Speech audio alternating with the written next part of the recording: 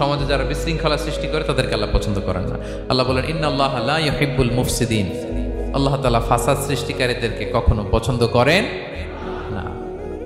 সমাজে নানাভাবে, সামাজিকভাবে ফাসাদ, রাজনৈতিকভাবে ফাসাদ, অর্থনৈতিকভাবে ফাসাদ, এই যত ফাসাদ বিশৃঙ্খলা আছে এগুলোর হোতা যারা তাদেরকে আল্লাহ পছন্দ করে না। নানাভাবে দেখবেন যে সমাজে অনেকে ফাসাদ সৃষ্টি করে। আমাদের বাংলাদেশে কিছুদিন আগে কাঁচামরিচের দাম বেড়ে গেছে না? কেমনে বাড়লো? নিশ্চয়ই কেউ সিন্ডিকেট করছে, নিশ্চয়ই কেউ মজুদদারি করছে, নিশ্চয়ই এখানে কেউ ফাসাদ তৈরি করছে, ঠিক কিনা?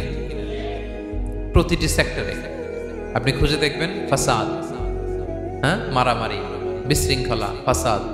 এই কিছুদিন আগে এক নির্বাচনের প্রার্থীকে ধরে পিটাইছে, সবাই দেখলাম আমরা, তাই না? এটা ফাসাদ হয়েছে না?